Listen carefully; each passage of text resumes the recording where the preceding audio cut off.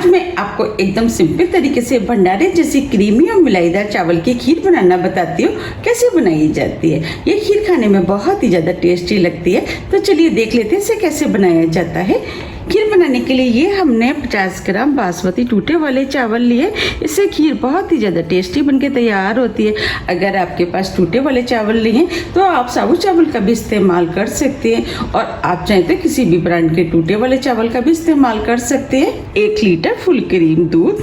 जब हम full cream दूध से खीर बनाते हैं तो खीर बहुत ही ज़्यादा टेस्टी, क्रीमी और मलाईदार बनके तैयार होती है। तो चलिए बनाना शुरू करते हैं। हमने जो चावल लिए थे उनको हमने 3 से 4 बार अच्छे से पानी से धोने के बाद आधे घंटे के लिए फूलने के लिए रख दिया था।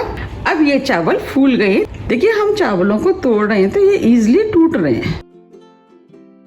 इस तरीके से जब हम चावलों को भिगो करके खीर बनाते हैं तो खीर बहुत जल्दी बनके तैयार होती है। अब हम चावल को छलनी में डाल करके छान लेते हैं। अब चावलों के अंदर जो एक्स्ट्रा पानी था वो हमने निकाल दिया है। चलिए अब खीर बना लेते हैं। खीर बनाने के लिए हमने गैस पे पैन रख दिया है। जो हमने चावल धोए थे वो हम पैन में डाल देते हैं।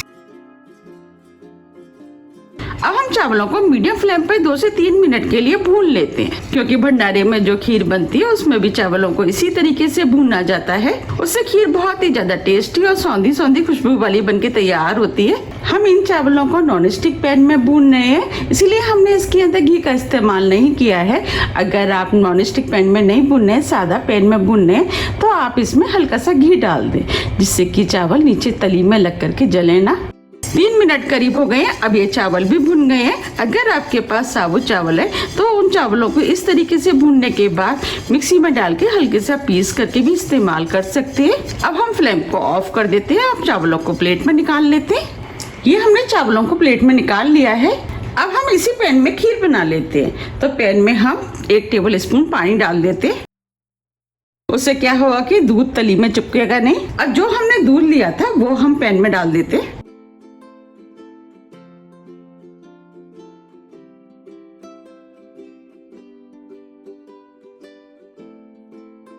अब हम दूध को फुल फ्लेम पे गर्म होने देते हैं। दूध बॉईल हो गया है।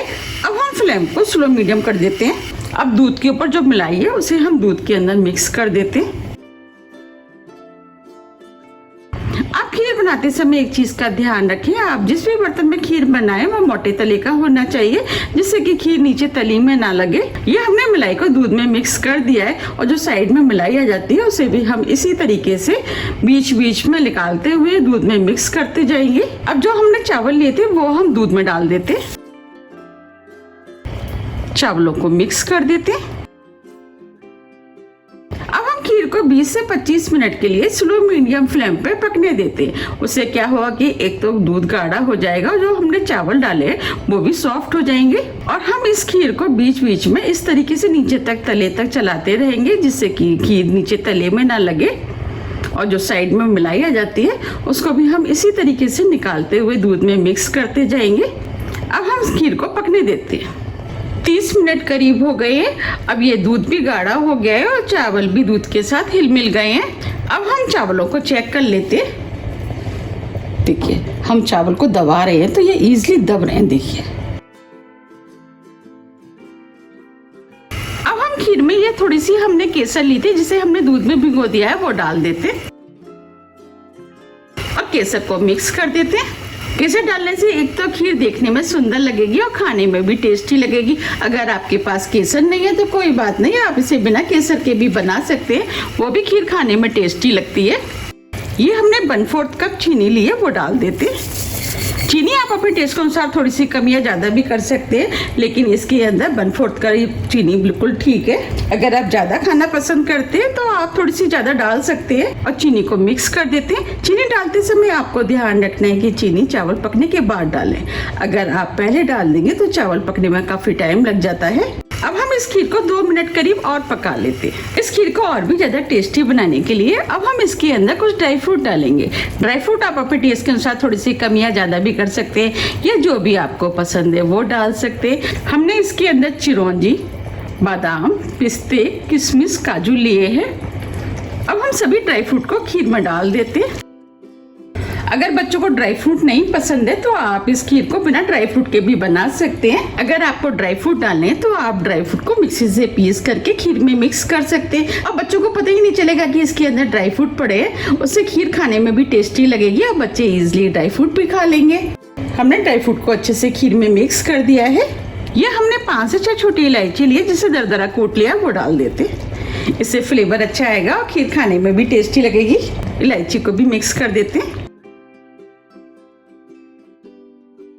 2 मिनट करीब हो गए हैं। अब ये खीर बनके तैयार हो गई है। आप देख पा रहे हैं कितनी बढ़िया क्रीमी और मलाईदार खीर बनके तैयार हुई है। ये खीर खाने में बहुत ही ज़्यादा टेस्टी लगती है। अगर आपको मेरी रेसिपी पसंद आ रही है तो आप रेसिपी को लाइक कर दीजिएगा। अब हम फ्लेम को ऑफ कर देते हैं और खीर को हल्का ठंडा होने देते हैं। अब हम खीर को सर्व कर लेते हैं। देखिए कितनी क्रीमी और मलाईदार चावल की खीर बनके तैयार हुई है।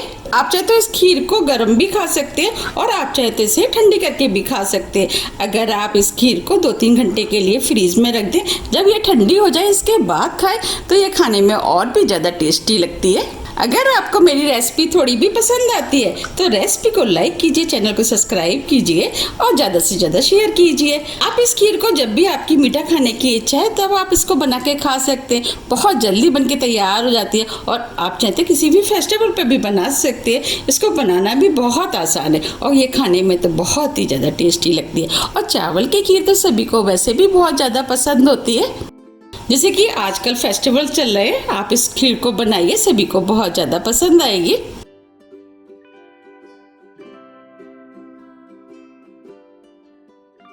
आप देख पा रहे हैं बिल्कुल बनी है ना भंडारे जैसी क्रीमी और मलाईदार खीर। आप मुझे कमेंट्स करके ये भी जरूर बताइएगा कि आप इस खीर को कब बना रहे हैं। बाकी में ये खीर बहुत ज़्यादा टेस्टी बनके तैयार हुई है। आप मेरे कहने से एक बार इसको ज़रूर ट्राई कीजिएगा, आपको भी ये बहुत ज़्यादा पसंद आएगी।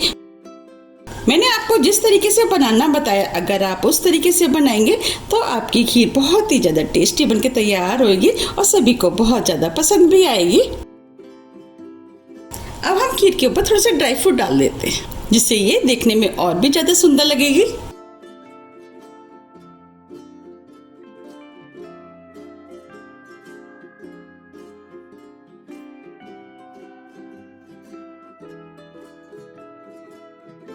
अब मैं आपको पास से भी दिखा देती हूँ। देखिए कितनी क्रीमी और मलाईदार बनके तैयार हुई है और मेरी तो देखते ही खाने की इच्छा हो रही है। आप भी मुझे कमेंट्स करके बताइए कि आपको ये खीर कैसी लगी। अगर आपको मेरी रेसिपी थोड़ी भी पसंद आती है तो रेसिपी को लाइक कीजिए, चैनल को सब्सक्राइब कीजिए और ज़्यादा से ज़्यादा शेयर कीजिए। अब हम फिर मिलते हैं इसी तरह की टेस्टी रेसिपी के साथ। जब तक के लिए नमस्कार।